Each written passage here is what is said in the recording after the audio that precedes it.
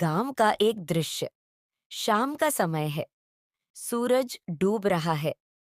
एक बूढ़े आदमी और 4 बच्चे पेड़ के नीचे बैठे हैं। नूर फातिमा कहती हैं। दादा, आज हमें एक कहानी सुनाइए। तभी सारा कहती हैं। हमें तारिक बिन जियाद के बारे में बताइए। उन्होंने अंदलुस को कैसे फतह किया? बच्चों, आज मैं तुम्हें तारिक बिन जियाद की कहानी सुनाने जा रहा हूं, जो एक महान मुस्लिम जनरल और अंदलुस के फातिह थे। तभी नूर फातिमा ने सवाल पूछा। दादा, तारिक बिन जियाद कौन थे?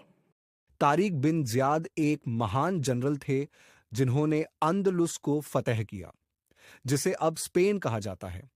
उन्होंने मुस्लिम सेना की अगुवाई की और अपनी बहादुरी और रणनीति से इतिहास रचा। हसन पूछता है। दादा, उन्होंने अंदलुस को कैसे फतह किया? जब तारिक बिन जियाद अपनी सेना के साथ स्पेन के लिए निकले तो उन्होंने अपनी जहाजों को जला दिया। इससे उनकी सेना को यह संदेश मिला कि अब पीछे मुड़ने का कोई रास्ता नहीं है। यह या तो विजय का समय है या शहादत का। फिर हसन सवाल पूछता है।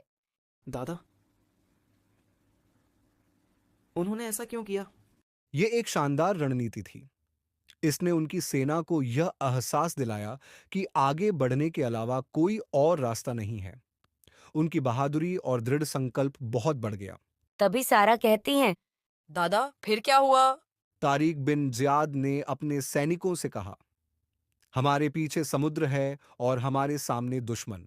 अगर हम पीछे हटेंगे तो समुद्र में डूब जाएंगे, और अगर हम जीत गए तो यह भूमि हमारी होगी। इसी भावना के साथ उन्होंने दुश्मन पर हमला किया और अल्लाह की कृपा से विजय प्राप्त की। नूर फातिमा कहती हैं। वाह, कितने बहादुर थे वो। हाँ मेरे प्रिय, तारिक बिन जियाद ने न केवल भूमि पर विजय प्राप्त की बल्कि दिल भी जीते।